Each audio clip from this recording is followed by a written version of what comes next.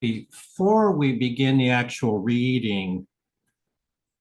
new reading of new material for today, I want to review some of the highlights from the previous section that we read, which was chapter 29.7.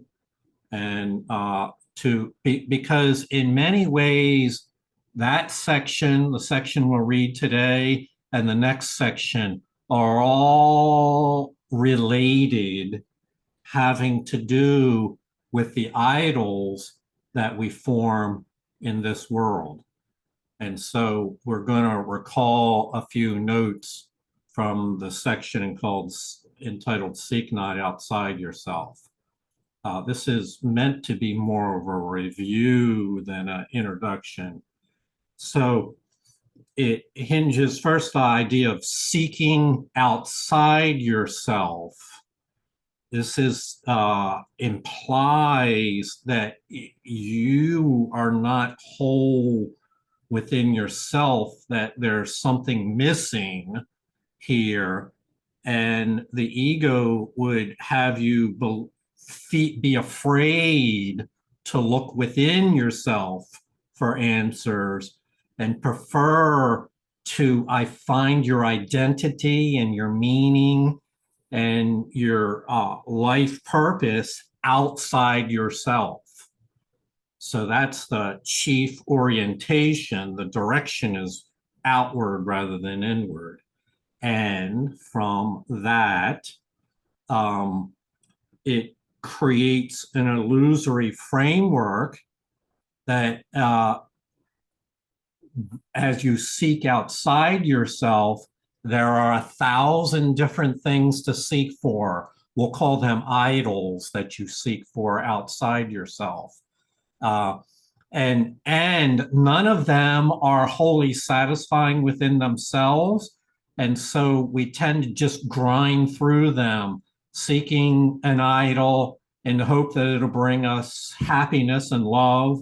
And then when we realize it doesn't, we cast it aside and look for another one and just keep looking for another one. And so it becomes an endless quest for external sources of identification. And so we refer to these as the idols of the world. And they are made to keep the truth within from being known to you. This is the secret. Look outside, never look within for the truth within you. And they are made, this quest for idols is made to maintain allegiance to the dream that that externally is what will make you complete and whole and happy. So that, and these things are all done without you fully realizing. We've all done this. Everyone has done this. Without fully realizing it, you're giving your power away.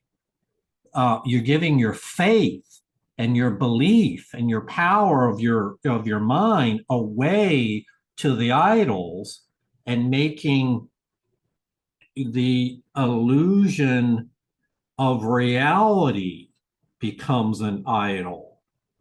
And this is one of the great awakenings of the Course of Miracles, is that we've made an illusion into our reality.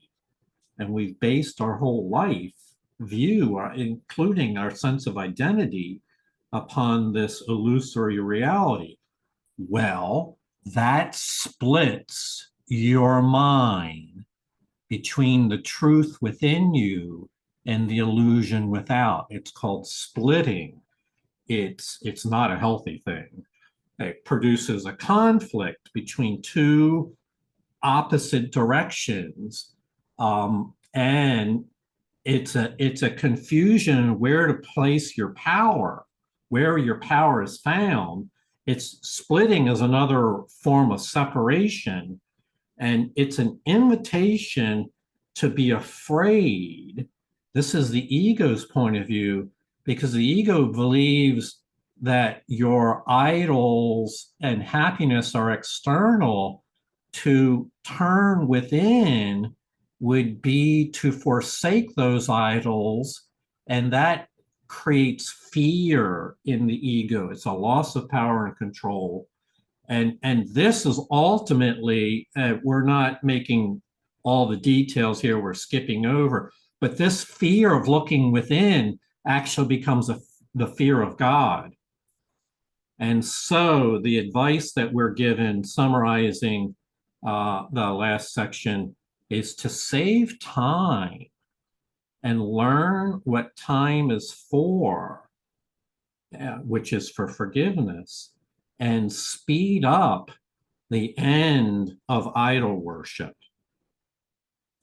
So, having said that, we move on to 29.8, The Antichrist, which my comments for that is that the entire argument that favors the ego is based on making idols. That is to say, getting to choose your own God, in quotes.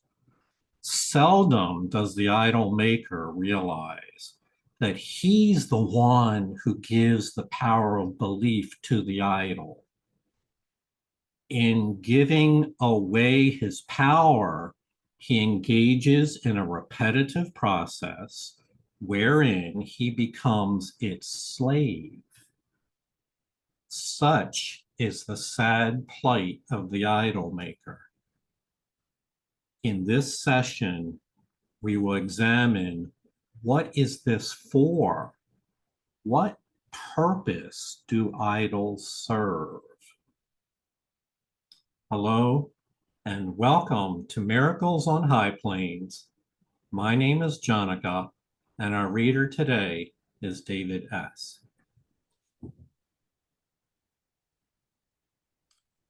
What is an idol? Do you think you know? For idols are unrecognized as such and never seen for what they really are. That is the only power that they have. Their purpose is obscure, and they are feared and worshiped both, because you do not know what they are for and why they have been made. An idol is an image of your brother that you would value more than what he is. Idols are made that he may be replaced, no matter what their form.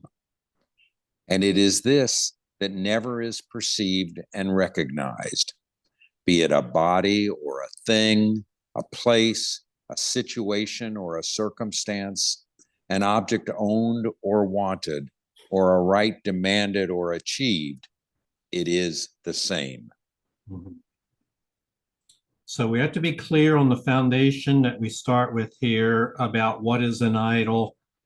Just adapt yourself to the idea that you don't know what an idol is. You've gone through life without recognizing this point of view, this idea. Its inherent nature is to remain obscure and unrecognized as such. And we said that you can make 1,000 things into an idol. So the form that takes, whether it be money or a car or a set of experiences or the way someone looks, doesn't matter what form it takes. The ultimate implications is to keep you separate from your brother and to substitute a different idea for your brothers from the one that the Holy Spirit would have you recognize.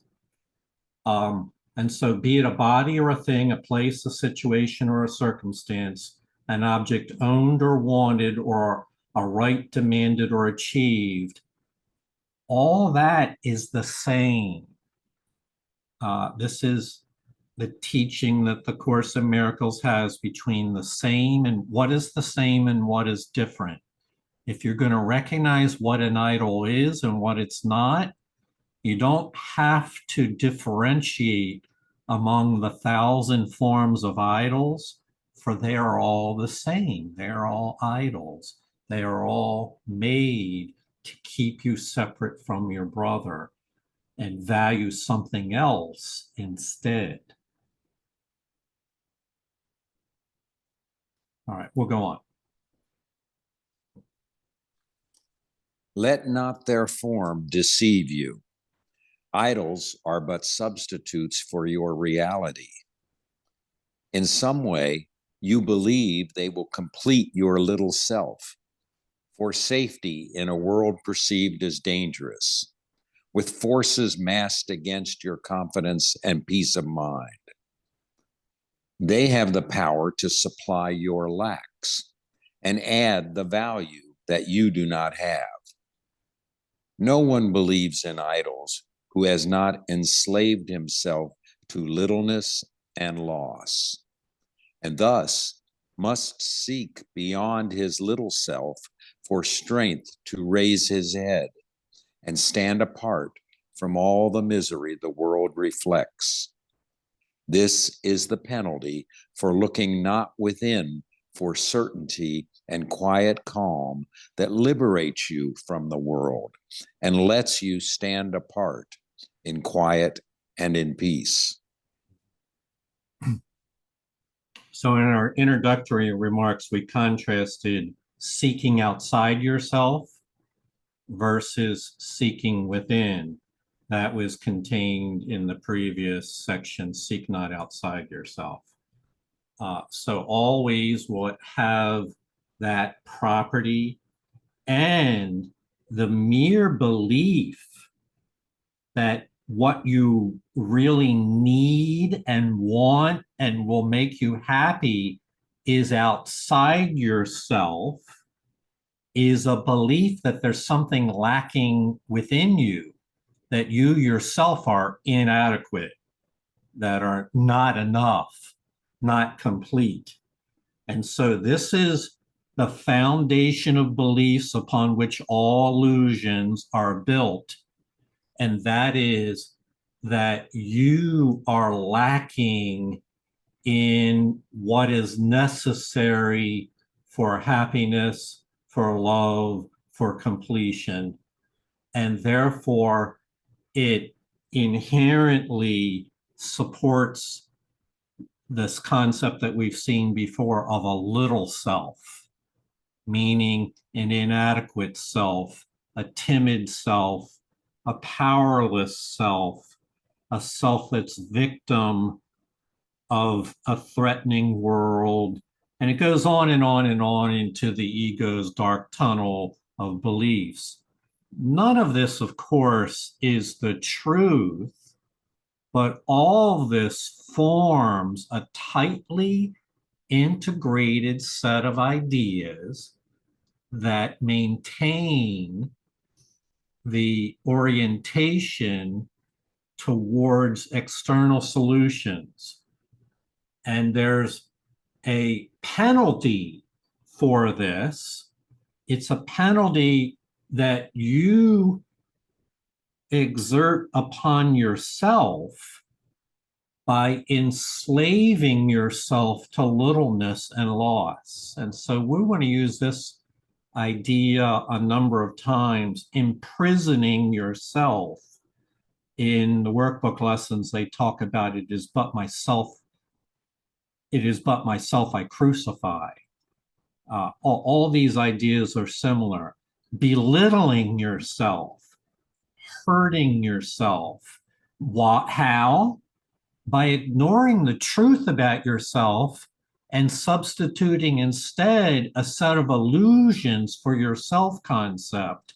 It leaves you enslaved to an idea of littleness and loss. And so what we're doing here is exposing how toxic the ego's thought system is. We're providing 101 reasons why you would want to choose again and not remain enslaved to its thought system. Sandra? So could you say that my idols are my judgments, my need to be right, and my special relationships? Yes, it takes those forms and 1,000 more forms as well. All of the above, practically everything. If you spent a year writing down all the possible things are idols, Sandra, it'd probably be them all. So yes, it includes all of that. As a matter of fact, it was about a year ago, Susie. I think we talked about having a party where we all acknowledged our idols, and yeah, everybody confessed. Well, this has been my idol. That's been my idol. And then somebody said we would need all night for it. I thought that was so funny. I really remember that. Simon, you had your hand up. Hi, yeah, Sandra kind of beat me to the mark here. I was thinking about anything, any relationship that's not a holy relationship, I would think falls under the idol list. Sounds about right. Any unhealthy relationship, any relationship based on illusions. Yeah, I'm particularly thinking of the moment. Well, whether it be a toxic, like an abusive relationship that one chooses to remain in, that can be a form of idol worship, or a codependent relationship where one thinks this is about love, but in fact, one has given away all their power inappropriately to the other person. It takes all of those forms. Wherever illusions arise, people have given their power away to some external source and believe that that source has power. Kathy? Somewhere in the course, I'm looking for it right now, it says that the inward journey, once we are in that inward journey, it will correct the outward Yes. view or perception. And so we have to go really deep inward, but that will correct our vision for the outer world. So it's both. It's an inward and outer world, but you have to do the inward work first. Yeah. Another way of what you're saying, Kathy, is that the Holy Spirit speaks the truth deep within, and that's where the answers to all illusions are intended to be replaced by the truth, and we find the truth by going deep within. Thank you. Susie? So this morning I had like such an aha moment. You know, the reviews are about, I am not a body, I am free, and I don't want this thought, replace this thought. And it just hit me this morning that, well, one of my biggest idols is thinking I'm a body and my body. And, you know, I have Insight Timer, and they have this great teacher who has a meditation on every lesson.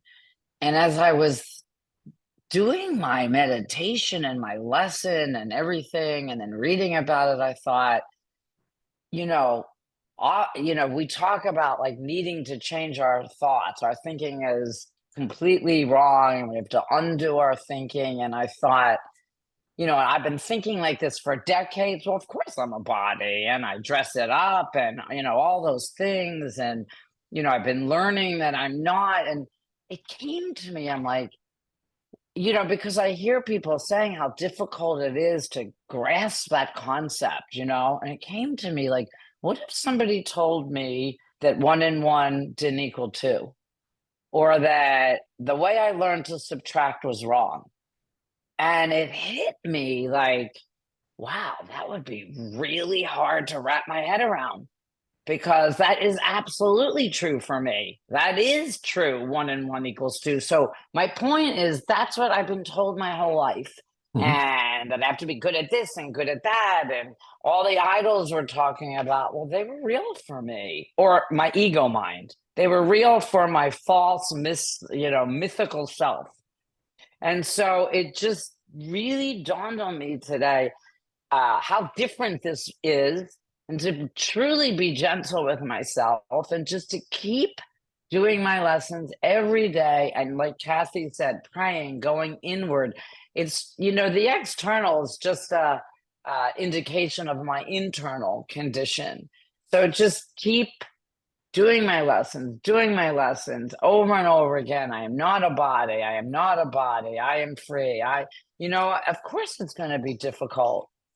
So I just wanted to share that, because for me, it was like, oh, 1 and 1 doesn't equal 2. Oh, I'm not a body? Really? Because that's what I've been told for decades. So I just keep practicing and recognizing my idols. And I don't know, I just wanted to share that. This is a big moment for me, That's it. All right, thank you. We'll go on. An idol is a false impression or a false belief, some form of antichrist that constitutes a gap between the Christ and what you see.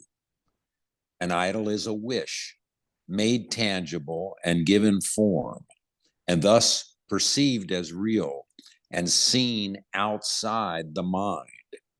Yet it is still a thought and cannot leave the mind that is its source, nor is its form apart from the idea it represents. All forms of Antichrist oppose the Christ and fall before his face like a dark veil that seems to shut you off from him, alone in darkness. Yet the light is there. A cloud does not put out the sun. No more a veil can banish what it seems to separate, nor darken by one with the light itself. So I don't know about you, but when I hear the word an idol is an antichrist, part of me reacts. Like, oh, well, that's not a good thing. What's that mean? And so let's spend a moment on that. An idol is anything that keeps you from recognizing your own holiness. And it can be the simplest of things can be made into an idol. And then if it distracts you for years and years into believing that that's what means the most to you, then it pulls you away from the recognition of your true self, which becomes an antichrist to you. It's a failure to recognize my mind is holy. God is part of my mind. I'm very holy. It's a barrier. Here it refers to it as a cloud or a veil that opposes the Christ within you. And so we use this metaphor frequently, a dark veil that covers the holiness within you and causes you to feel that separate and split off from your own inner holiness. The form does not matter, but what it always has is the quality that the idol is seen out. This is deeper psychologically. The idol is seen outside the mind. This is an error. It's not actually outside the mind, but it's viewed as something out there, and therefore dealt with in a manner that would seem to be apart from you. In truth, it's a thought in your mind. It's a belief in your own mind towards some idea, some object, and that belief goes unrecognized. This is characteristic of all illusions. It's believing that thoughts leave their source and that they are outside and they have to be treated as external things, which is a strategy for keeping you from taking responsibility for your own thoughts. So the recognition that it's a thought within your mind is essential, because if it's a thought within your mind, you have the power to change your mind about it. And therefore, it has no power of itself, but your mind has the power to change. Noel? A major clue to an idol for me is, oh, I really need this. It's always something outside. And if I can catch that intensity, I can begin to change my thought. Indeed. Indeed. And that is referred to in other places, Noel, as the getting concept of the ego. The ego wants to get, never be happy with what it's gotten, but it wants to spend all its life pursuing the idea that if I just get something else, it will make me happy. Yeah, and it's always therefore external. Kathy?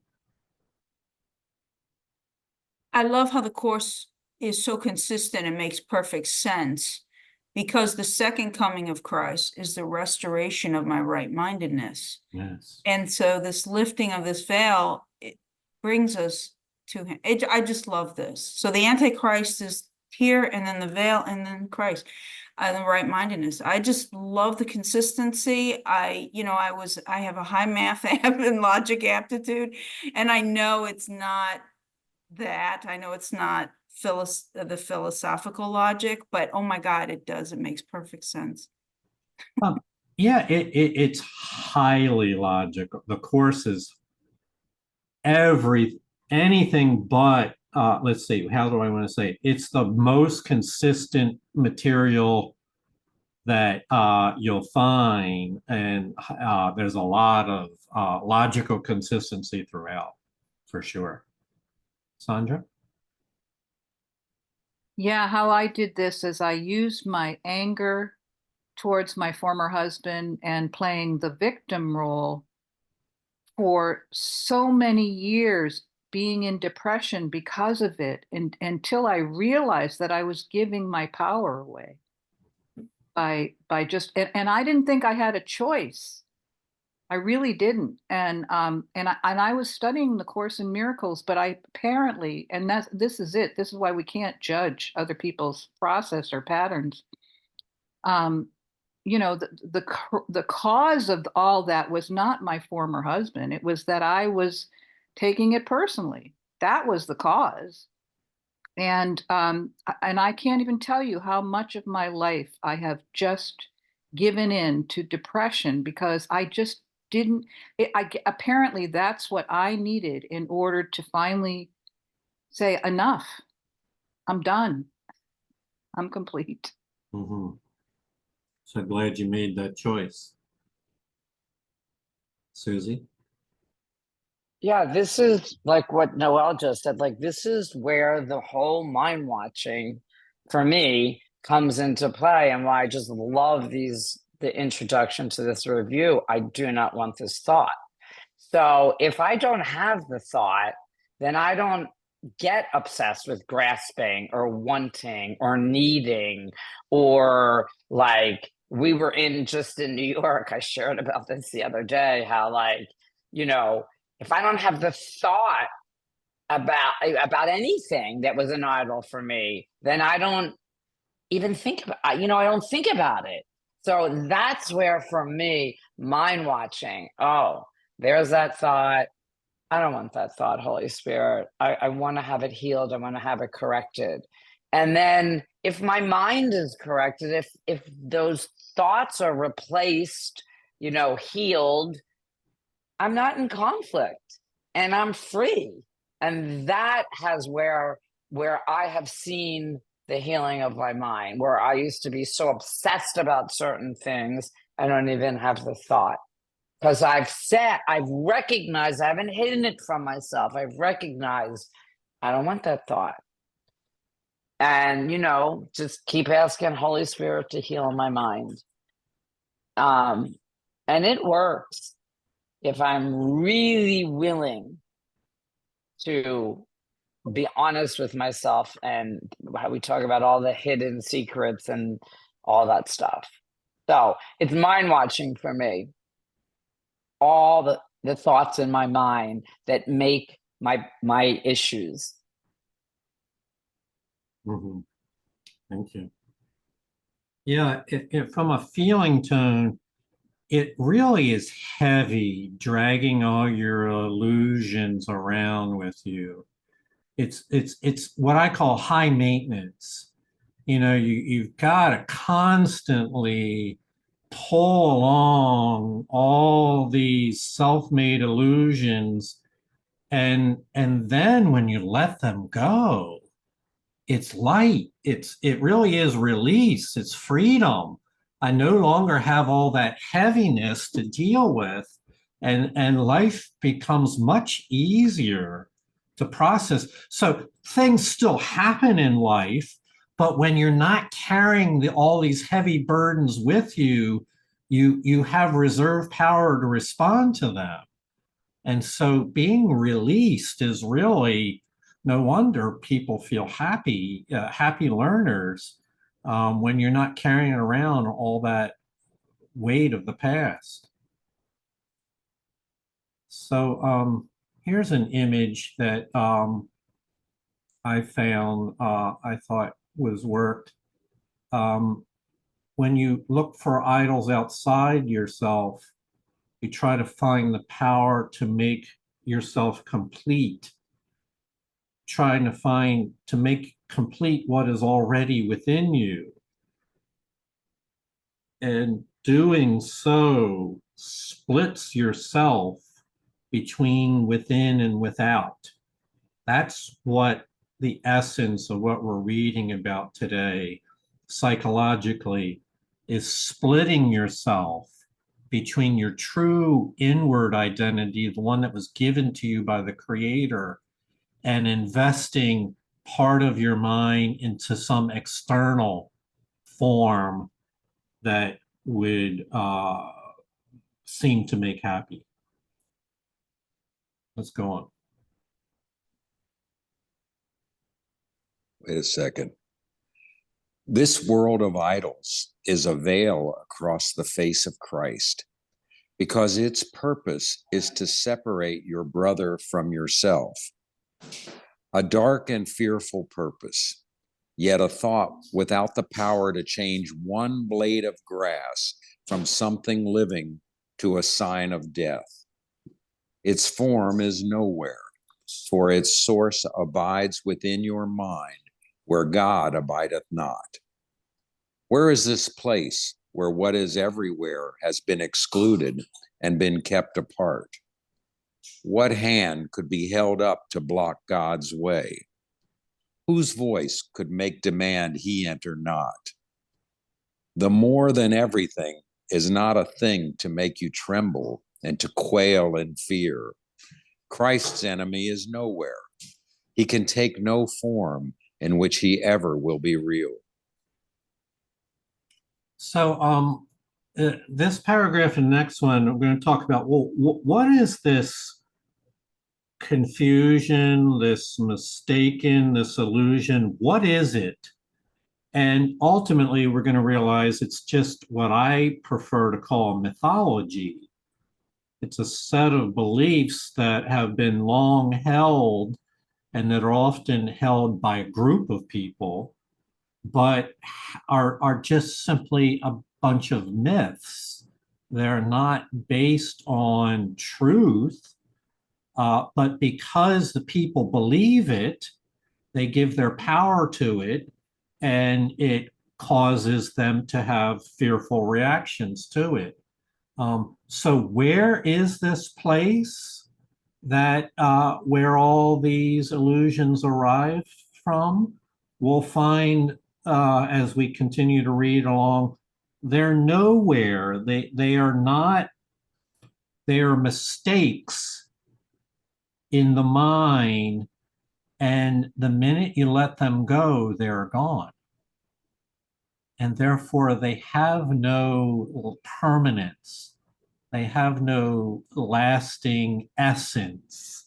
They're simply what might be called a flash in the pan and then gone. Sandra? Yeah, the visual that you just gave previous with the shadow and the light. And I'm learning this as well. I am learning that God is in the shadow as well as in the light. And that's the way that I have to let go of all my judgment, because I have judged dark as not as evil, shadow as evil, and it's not true, because it's been in the shadows that I learned my greatest lessons. I'm complete. Thank you. Kathy? Oh my God, I love that, Sandra. Because the darkness can be the lesson, and God is totality. And even though the Course says he can't see it, he's there. He's everywhere. He's in everything. And anyway, I love that. Thank you, Sandra. Okay. Let's go on.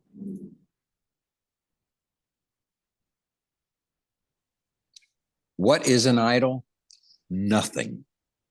It must be believed before it seems to come to life, and given power that it may be feared. Its life and power are its believer's gift, and this is what the miracle restores to what has life and power, worthy of the gift of heaven and eternal peace. The miracle does not restore the truth. The light the veil between has not put out. It merely lifts the veil and lets the truth shine unencumbered, being what it is. It does not need belief to be itself, for it has been created, so it is. So this is a reaffirmation of what we've seen before. Everything that you need for eternity has already been given by the Creator. It's already within you. What the miracle does is removes the obstacles to the awareness of the gifts that we already have. It doesn't add, the miracle does not add anything. It removes or undoes the confusion. We think of it as a process of forgetting the confusion and remembering the truth.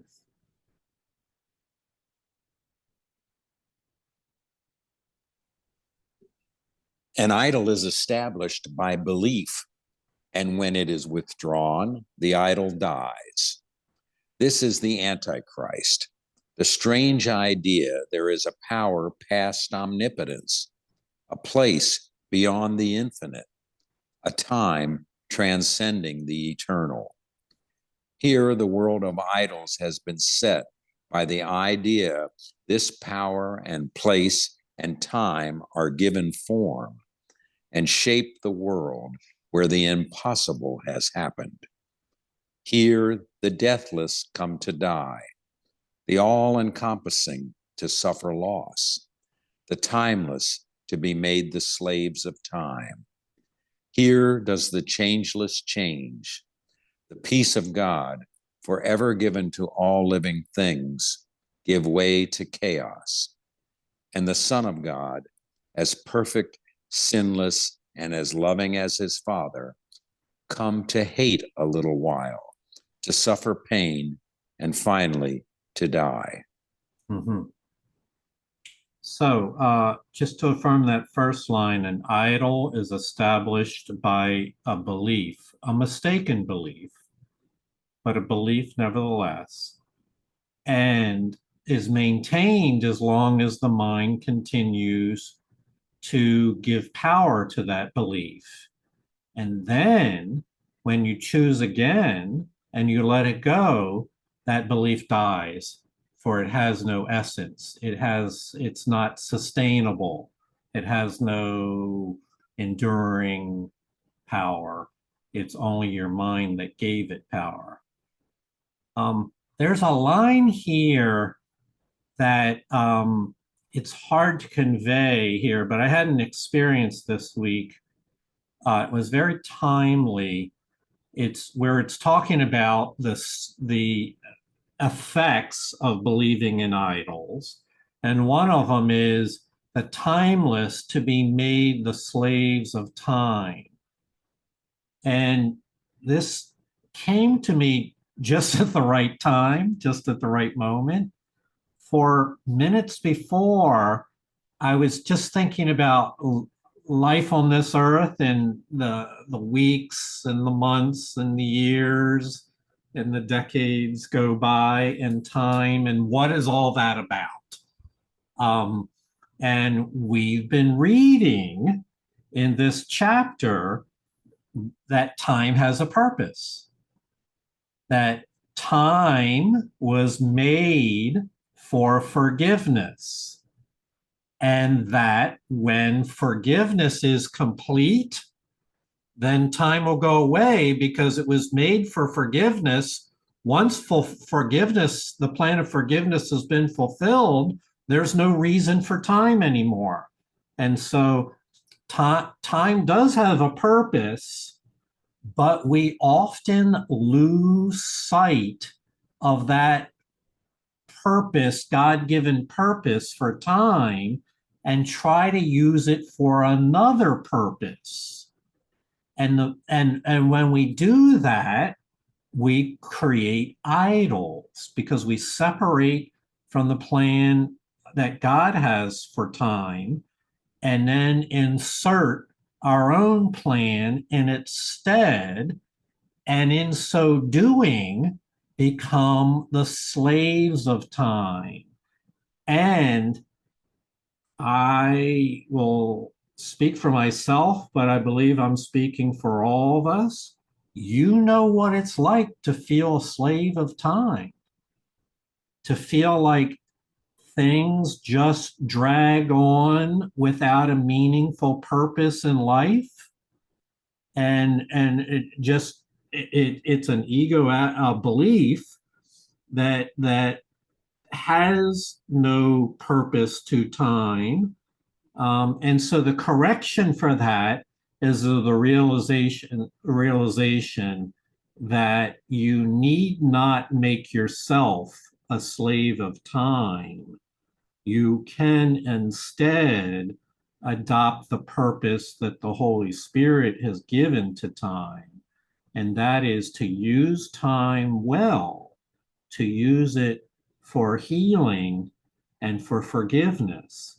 And thus, time takes on a whole new meaning because now you've aligned your purpose for time with the Holy Spirit's, and that elevates your appreciation of what time is for.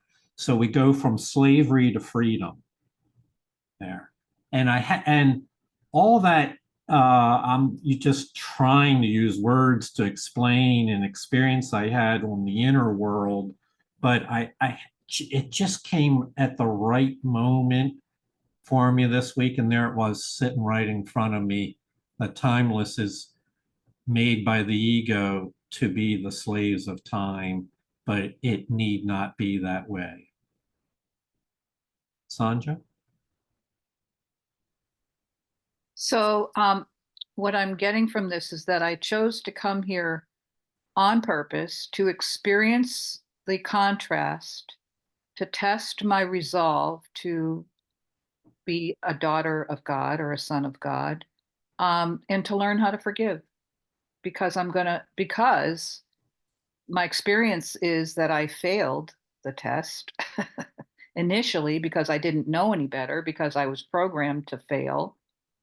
But I failed my way right to success through forgiveness. I'm complete. Mm-hmm. Thank you. David, you had your hand up. Yeah, I liked what Kathy said earlier when she talked about the logic of the course. And to me, this seems like a very, very, very simple, basic lesson. Any thought outside the mind of God is an idol. Period. Everything that the ego thinks of, everything, anything is an idol.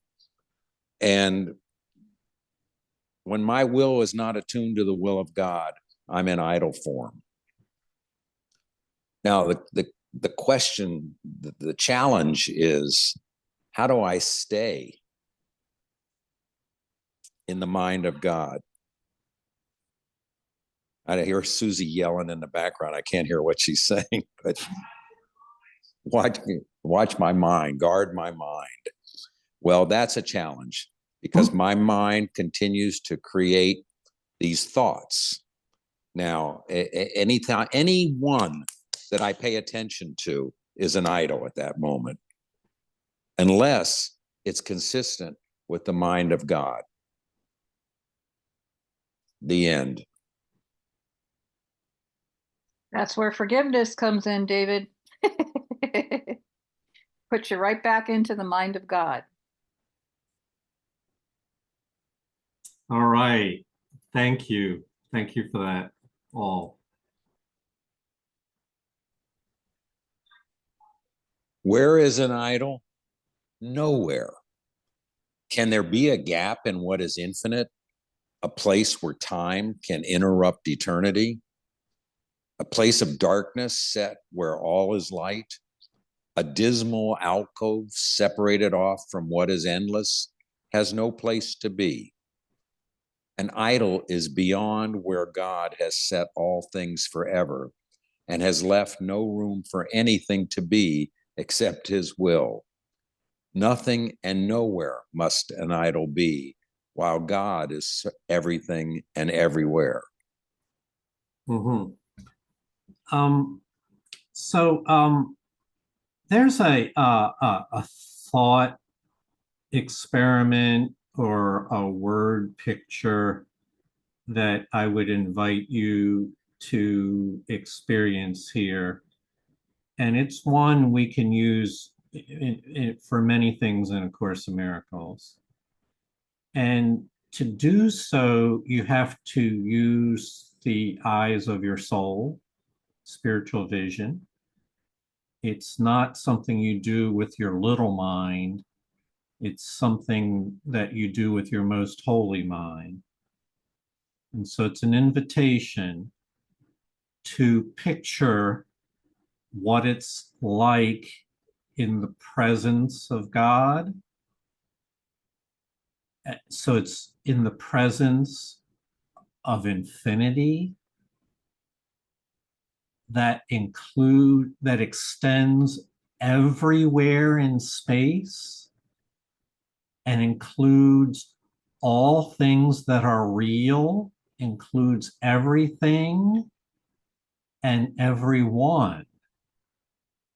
And there is nothing outside of this infinite sphere of awareness. For by definition, it includes everything. And so from that perspective, we then ask, where is an idol? It's nowhere.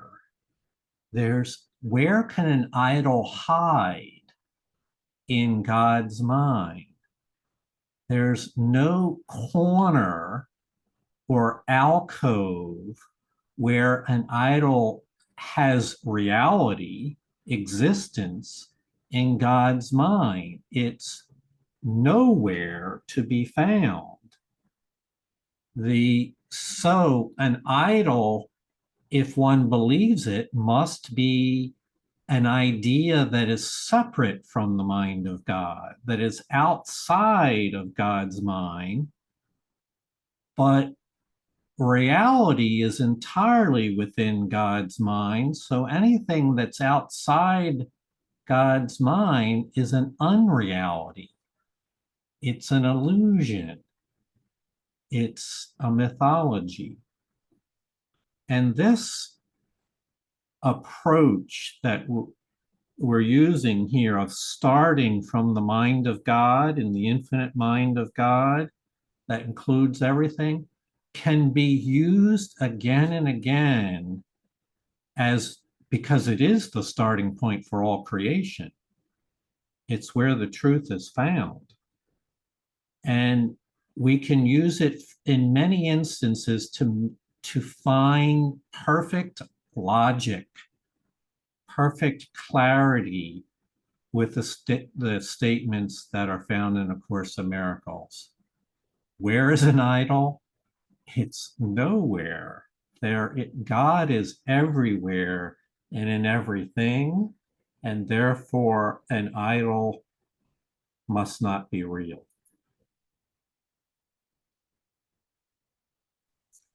What purpose has an idol then?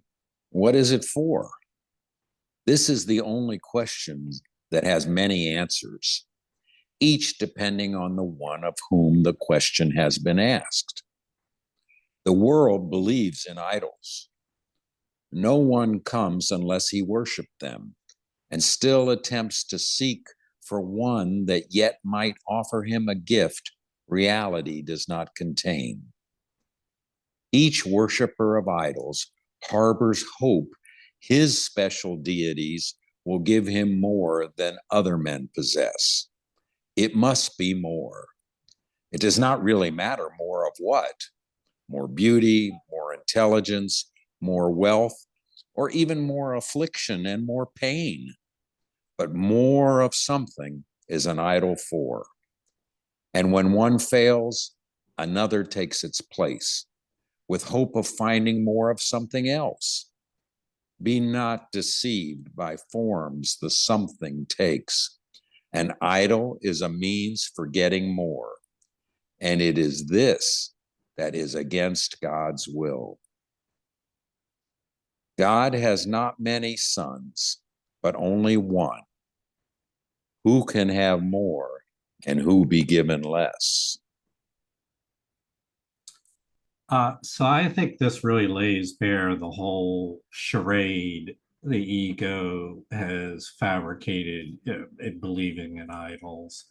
I would encourage each one of you to come back to this paragraph later and spend a few minutes making sure that you grasp the ideas here. So it starts out by saying what purpose is an idol for then.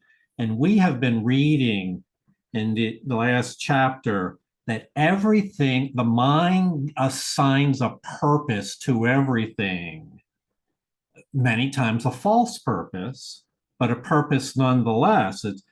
A false purpose that the mind assigns is still a purpose that the mind believes to be real, believes to be true.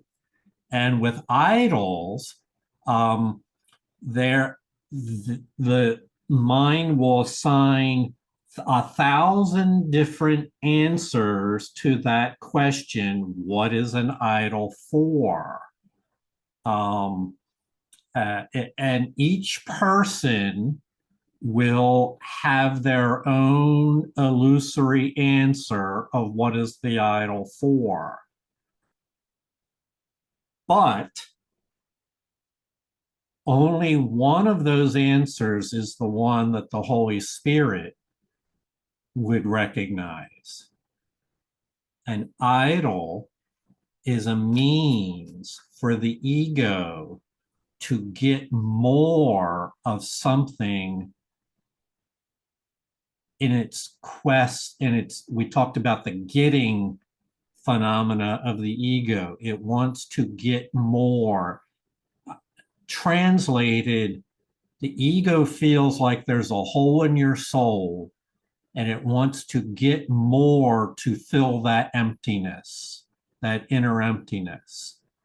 Always will it point you outside of yourself in an effort to keep you from ever looking within. And so getting more is the purpose that the Holy Spirit recognizes for an idol. What is the Holy Spirit's correction for this mistaken idea? The Holy Spirit helps you to understand that you were given everything by the Creator. All of creation, you were invited to become at one with, not invited, you were made to be one with all of creation. There's nothing more you could possibly get than to be one with everything. And so please review these ideas again later, because this seems to be at the heart of what drives it. When people are confused and ego identified, this getting will drive people forward into a frenzy of activity, never suspecting that what they're participating in is but a charade that would never result in happiness. Kathy? Yeah, I love that, Jonica. Thank you so much. That the oneness of all humanity, no matter what we're doing, we can detach, and if we can go back to peace and God, then we know we've got it. It's kind of the Buddhist thing, that we have to love everyone, that we have that. We can love everyone equally, just as God, and be at peace no matter what we're doing. And so we learn by these triggers. If we're angry, we're triggered. It's okay to get angry, but it's not okay to project anger at all, and that kind of stuff. And thank you so much, Jonica. Today I was feeling a little tired coming into the meeting, and now I'm energized. And I just want to tell you, your teachings are so beautiful. Thank you so much. These teachings are beautiful, and that happens to me a lot. I've acknowledged it, where sometimes, I read the material in advance, and there's sometimes where I just don't feel particularly excited about the message, or I don't see anything that excites me. And then we get together and you're sharing, and just the group mind coming together, and the veil is lifted once again, and it becomes a blessing. This process, Kathy, of getting together, people are getting together all over the world, maybe not always to read A Course in Miracles, but for whatever reason, because there's something about bringing ourselves together for a common purpose that works. That we were intended to stay connected. Noel? I agree completely with Kathy. I'm very grateful for you and these meetings, and everyone who attends and contributes, Jonica. An idol for me is thinking that giving up or recognizing the idols is so difficult. And I like what it says in the previous paragraph. Where are the idols? Nowhere. And I liked how David emphasized that. Nowhere. That helps. Yes.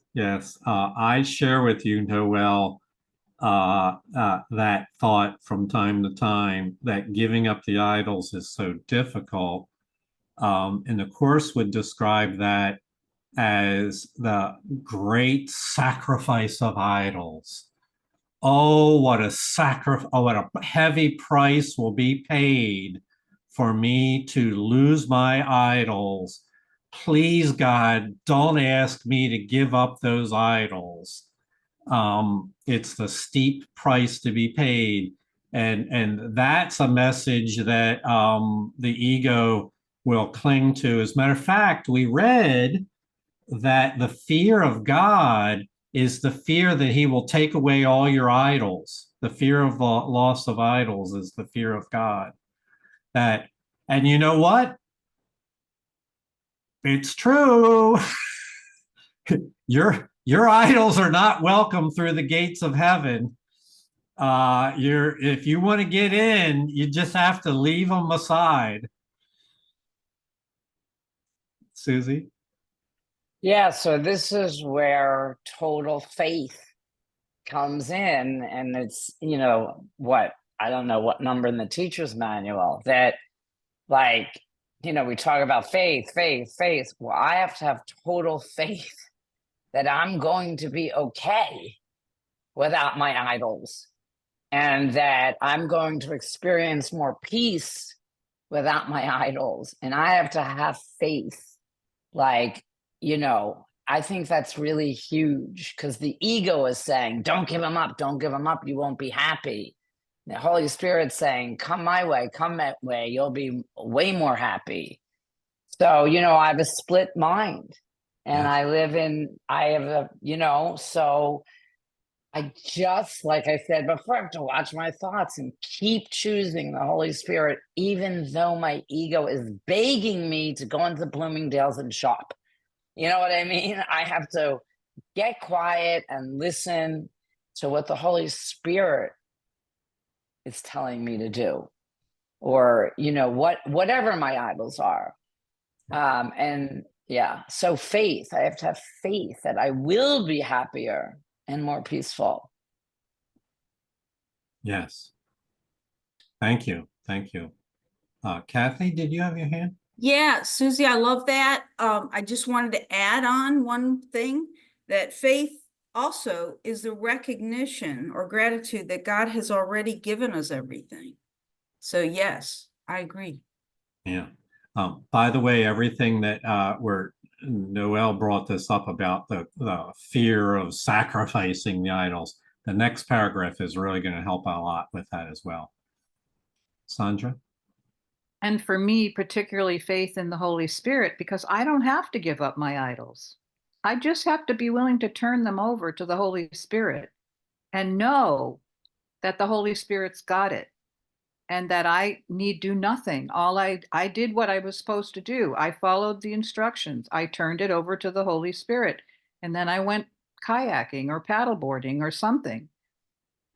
You know, and I'll know whether, if I'm enjoying that next thing that I do, which might be paddleboarding or kayaking or swimming or whatever, walking the dogs, then I know I've let it go until it comes back up again. And then I turn it back over to the Holy Spirit and I say, you show me the truth about this. I'm being bothered again. Mhm. And then I go do something fun. And if I'm having fun doing the fun thing, then I know I've let it go for the moment until I pick it up again, and then I turn it back over again.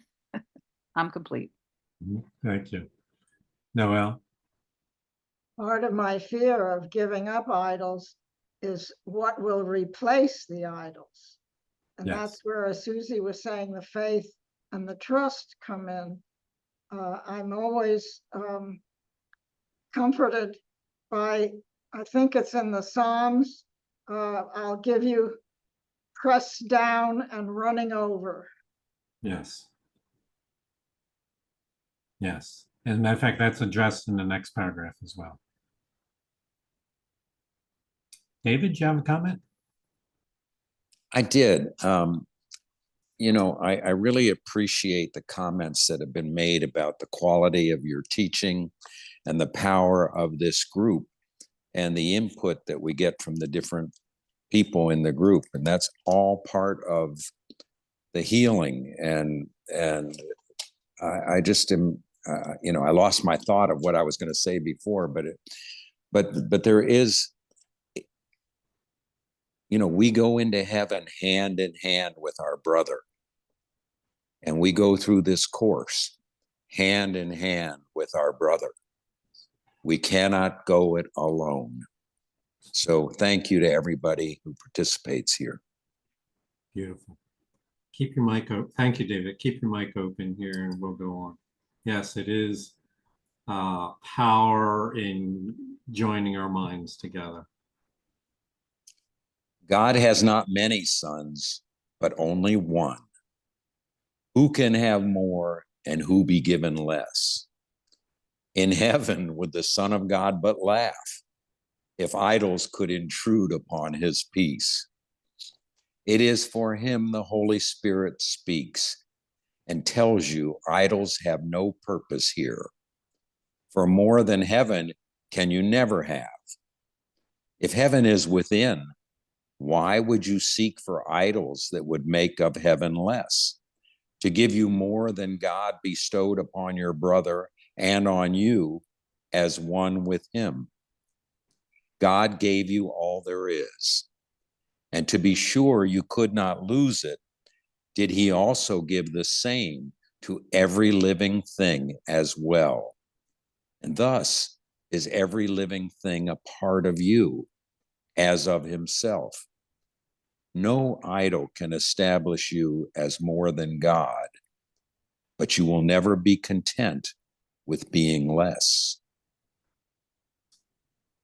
All right, so that I love A Course in Miracles, and I love it for paragraphs just like this, because I am attracted to these statements that I really don't understand at first, but I sense there's truth there, and that I want to understand, and I love the process whereby the obstacles to my awareness gradually fall away and things become more clear.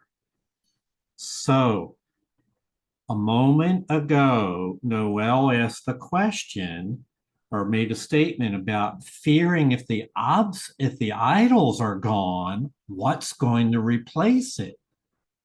And that is a question you should ask yourself, because that really comes down to the fear the ego has, is that there's going to be some kind of void there. Well, the answer is right here to that question, stated in its own way. And we might say at one abstract level, Noel, that heaven will replace the idols. But I want to frame that a little differently and say, okay, so there's this portion of our mind that is identified with the ego's belief systems, and there's a certain amount of energy that consumes with us. It keeps us separate and afraid and apart. And if idols were to be let go of, and all that dark energy let go of, what will replace it?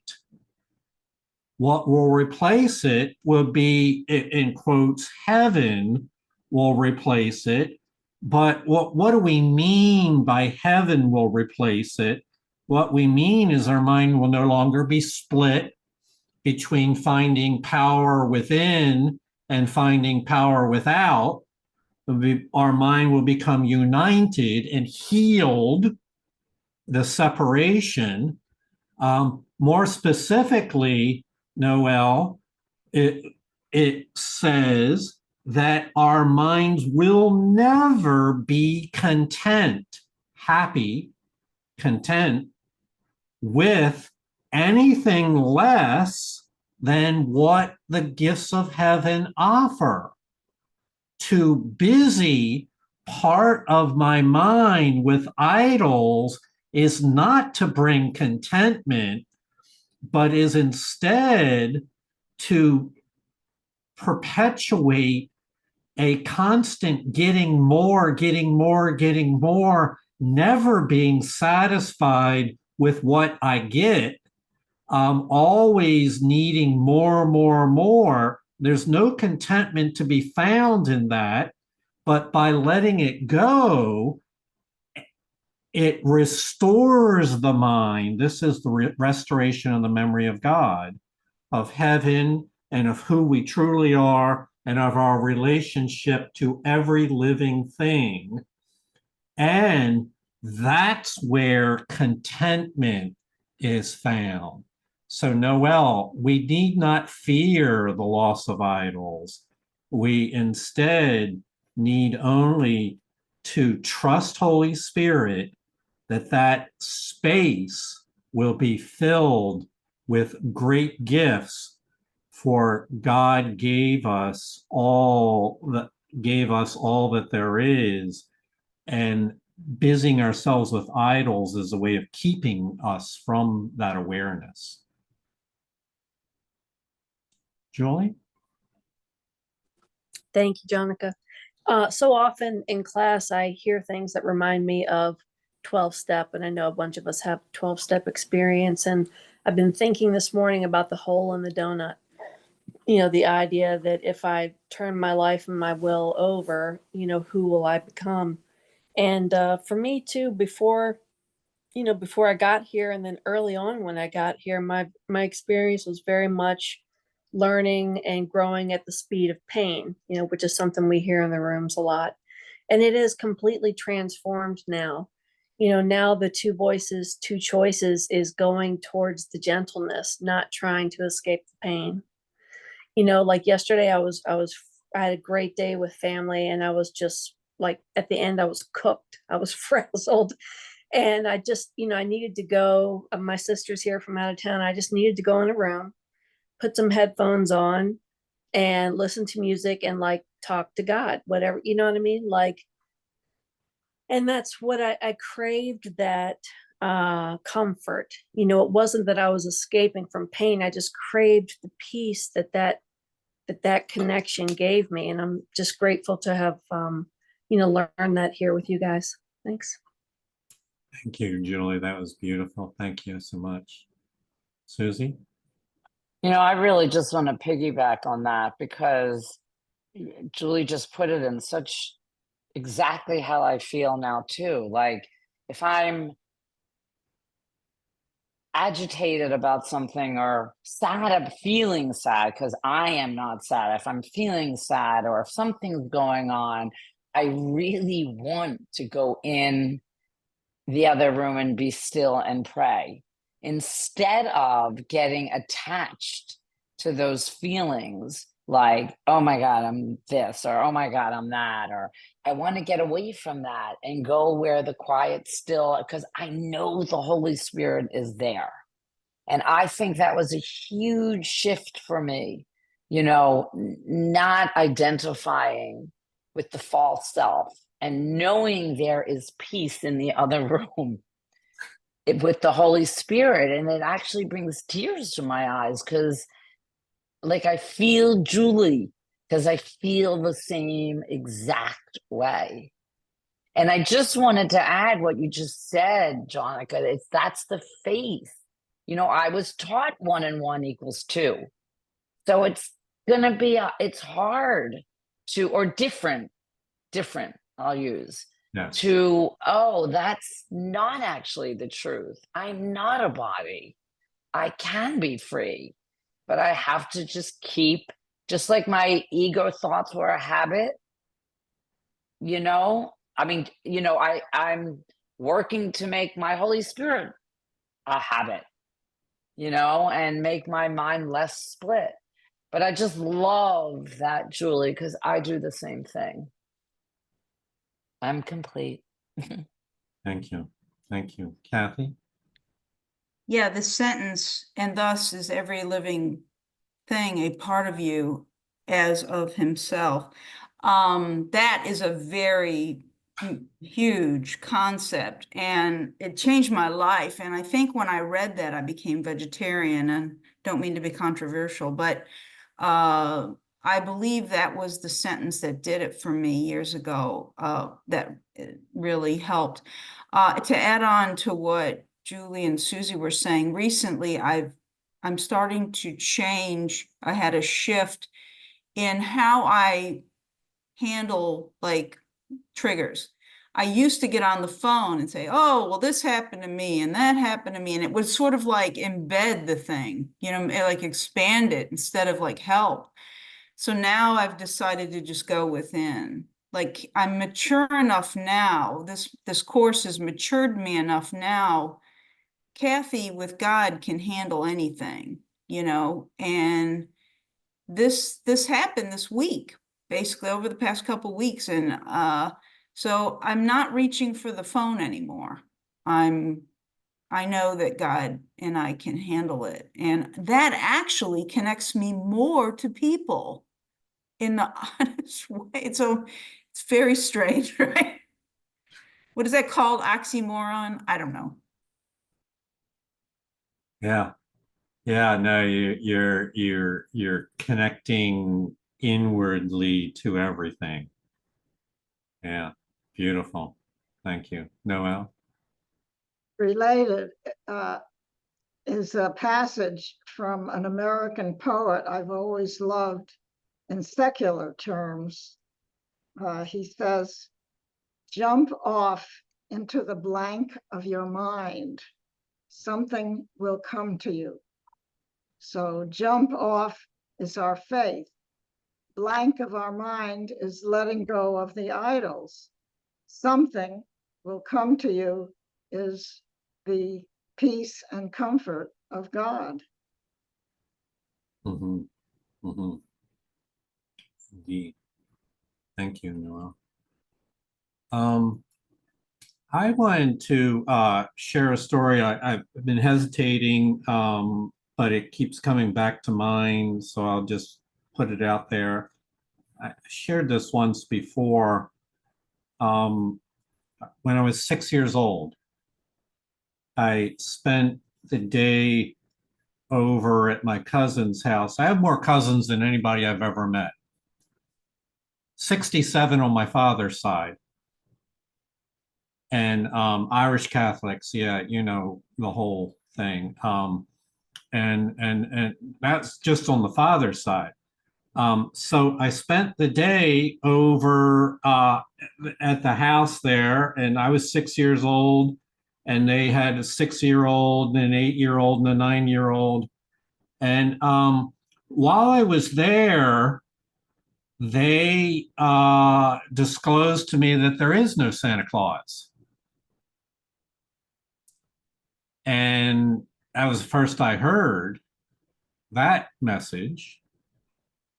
And I believed them.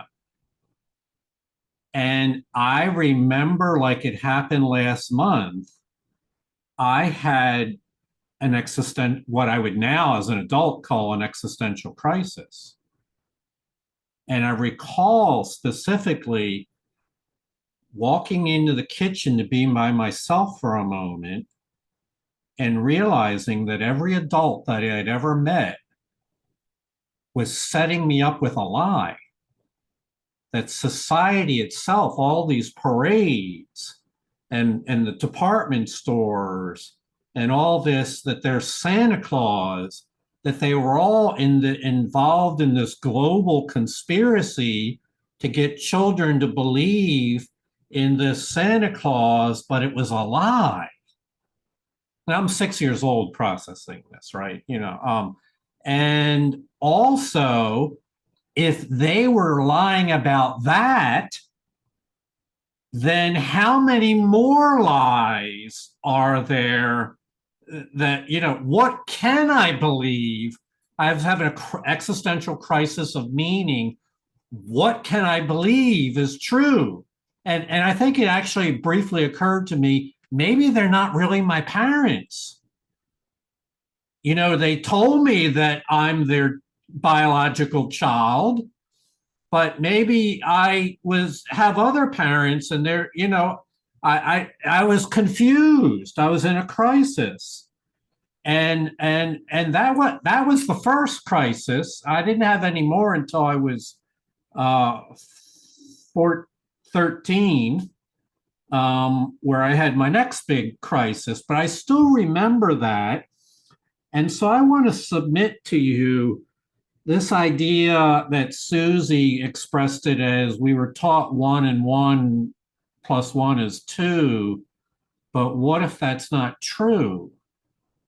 What if there's some other truth from what we were taught?